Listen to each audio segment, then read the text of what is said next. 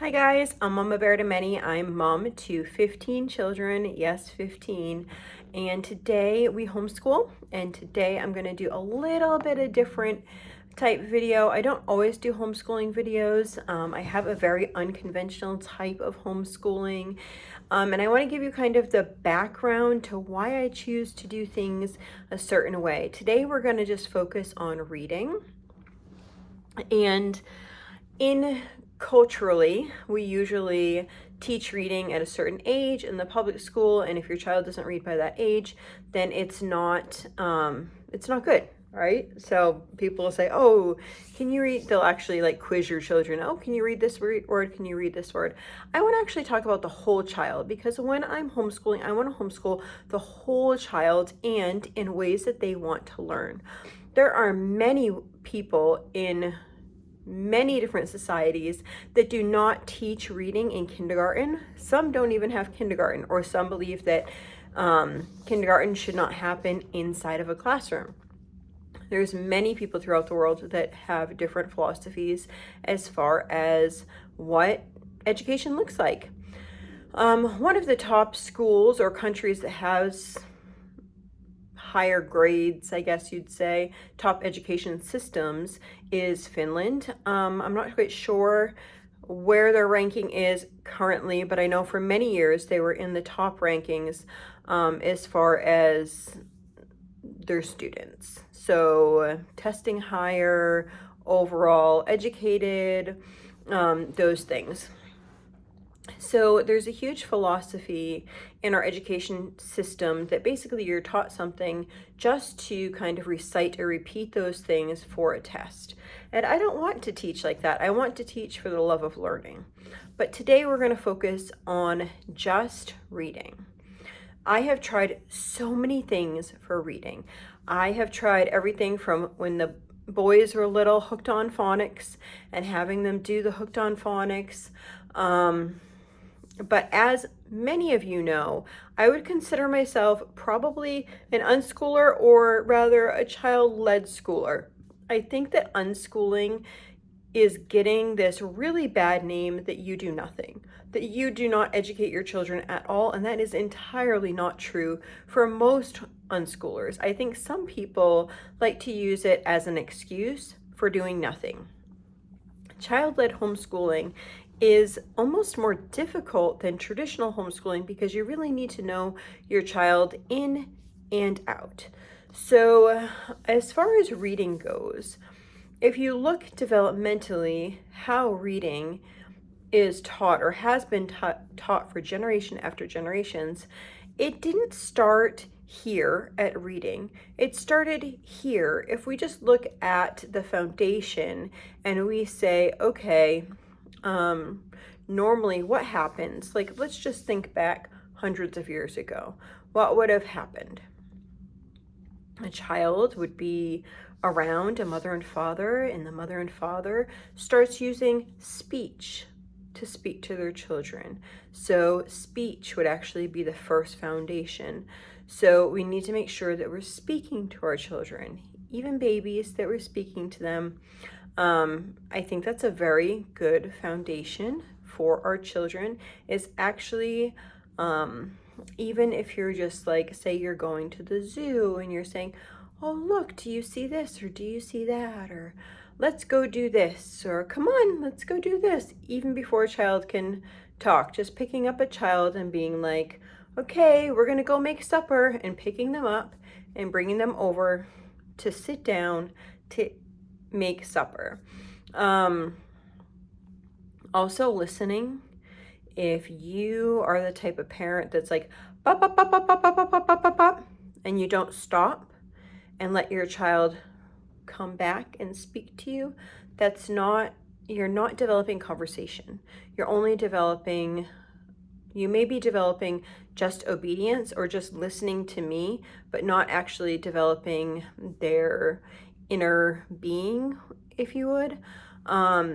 you want them to understand that they can express themselves, or even just have a conversation back and forth. If we don't teach conversation, then they're not going to learn conversation. So the number one thing is speech. And that begins even with a baby babbling back at you and just taking a minute and being like, oh, I didn't know that. Or, is that how it happened? And giving them a minute to actually, ooh, ah, whatever it is. Okay. Anyway. So historically, we would have done speech, speaking to our children. And then what usually develops is children, even before like pen and paper, they develop some sort of art or drawing. There's many like cave drawings or that are still like hieroglyphics and that type of stuff that are still around that show us that yes, that was actually something that was used. There's plenty of writing, but the writing did not come with the alphabet A, B, C, D, E. The writing came with storytelling and then expressing that in a visual form. So being able to speak and storytell, and something that was exciting, it would be passed down generations to generations. Just look at how many cultures in our society, and not even our society, all around the world, have a tale of Noah. They might call it all different people, but that there was a great big flood.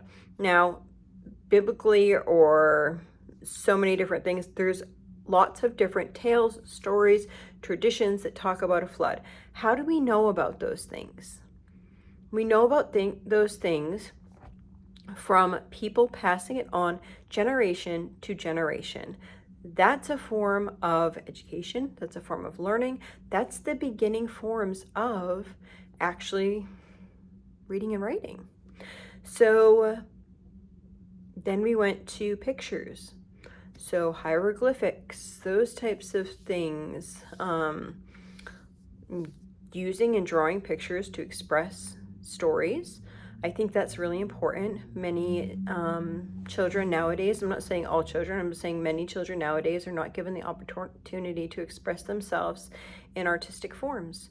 Maybe they don't want, parents don't want a child to become messy. Maybe they just don't have the time for them to do that, or maybe they're busy on tablets or all these other devices that keep our brains busy. And it could be, educational games on a laptop, but for our brain development, for each side of the brain to connect, there needs to be all these developmental phases that your body goes through in order to make comprehension a good part of learning. So then we go through this whole other stage of drawing pictures. So then the child draws pictures, and then they might like retell that story. What did you draw? If you ask your child, oh, that's an elephant with a bandana on his eyes. And to us, it might just look like huge scribbles, right? But to them, they already have that story in them. If we are putting them in front of screens all the time, then they're going to lose that. They're going to lose that ability to tell these stories, to start this part of their education process. And I really feel that this affects their brain development. So once we've done all of those things, then we're looking at different things. So all the things that we've talked about so far are things that naturally come to children. They enjoy speaking, they enjoy listening, they enjoy drawing pictures. You don't have to ask a child to sit down and do any of those things. Those are things that just naturally come to us, and those are the beginning steps to reading itself. If you ever listen to a 3-year-old, then you would know that they really enjoy storytelling. And a lot of times we tend to shut down that avenue of them in storytelling. No, I don't want you to tell that. I'm too busy. I can't listen. And we're shutting that part down in their developmental and in their learning. Another thing that we usually don't have to tell children is coloring, drawing. Give the kids a good permanent marker and they will find some place to color. I guarantee it. So we don't have to teach them any of those things. And what do they start to do when they start to draw? They start to make symbols. And sometimes you may notice that they will make symbols that represent something. That's exactly what happened historically, right? There might be like a line and a curve, and that meant this. There might be, a circle that looked like a little person, and that means that person. They would draw out these stories to tell the story that they were trying to tell to the world, right? So there is pictograms.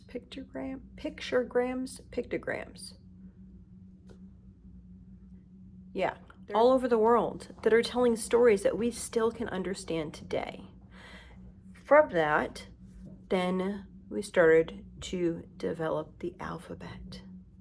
And the alphabet was pictures, right? So it was pictures, and then the alphabet began having sounds. But it took all of that growth to get to the alphabet and those sounds. Somehow, somewhere, we're forgetting that all of these other things are important. Why are we starting way up here?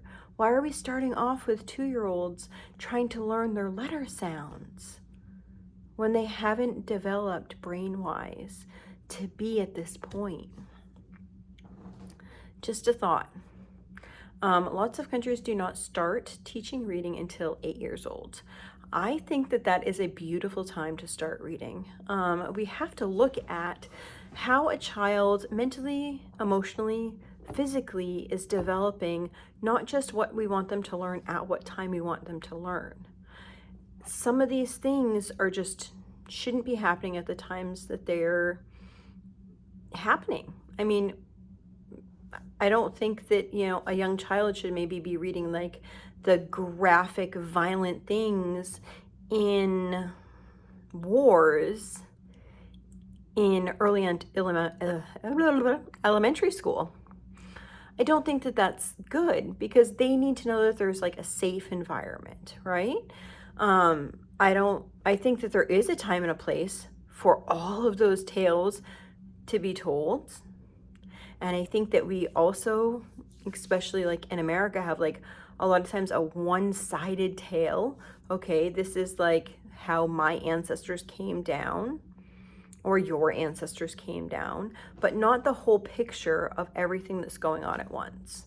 I mean, I didn't realize that the Civil War and the Oregon Trail were happening like around the same time until I studied that myself.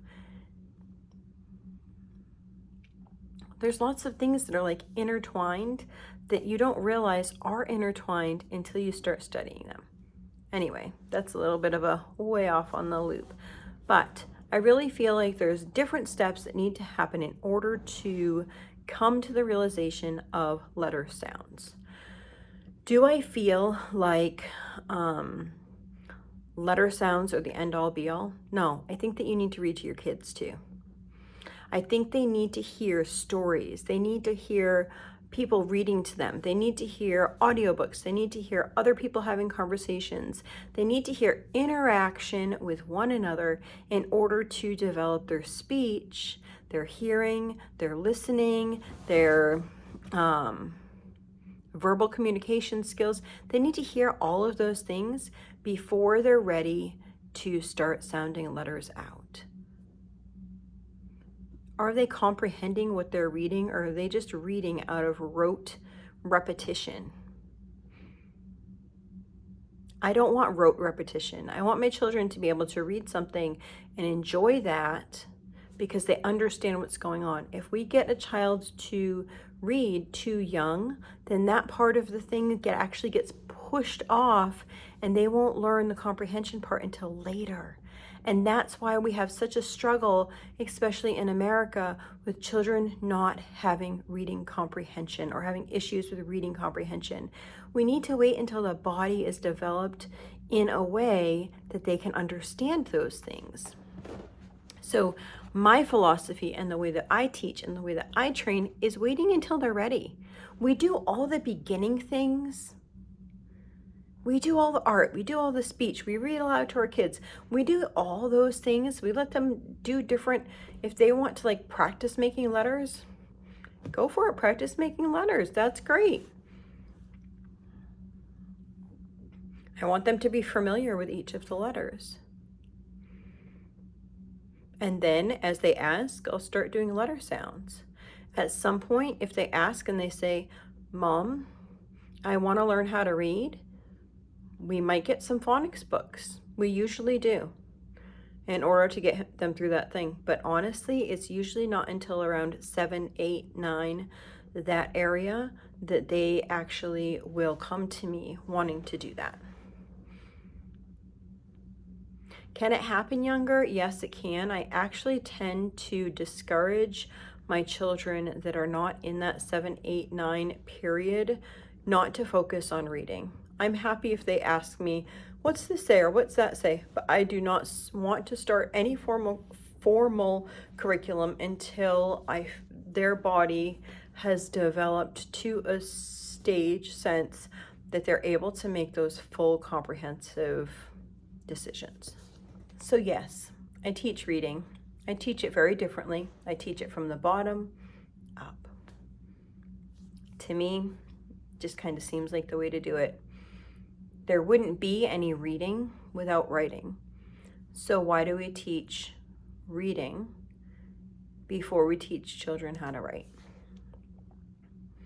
Or allow them to express themselves artistically? Kind of interesting to me. Anyhow, that's what we do for reading. And then as things go on and as the child is ready, it's really easy to help that child develop what they already want to be doing. They want to read. I'm still reading aloud to them. Just because they can read doesn't mean I'm not reading out loud to them. Still reading these beautiful books that are filled with American history or science or whatever. Reading these great twaddle-free books to my children so they can be learning.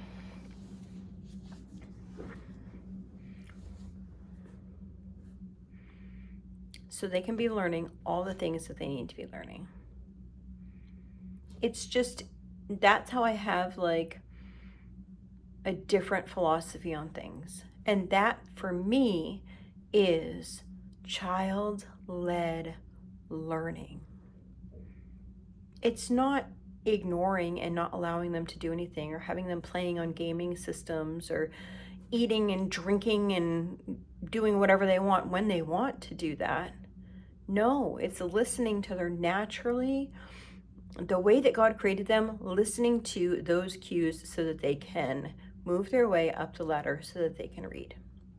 And then once they learn how to read, we go with the what level you can read at and continue to read to them and continue to have them story tell and continue to draw out stories. Maybe this time drawing out stories and I'm not forcing any of these things. These are just natural. Kids that are 8 and 9, they will happily draw out a story or draw out a picture and then write a little story next to it. They make books. They pretend they're a library. All those things, yeah. Anyhow, that's how we do things. That's how we get started with our reading. I know it's totally different. I can't, so people ask me like, what do you use for a curriculum to teach children to read? And it's not one thing. It's that I'm allowing them to go up the stair steps until they're able to get to the point that they're ready to read. And I think that that's really important. So I hope this video blesses you.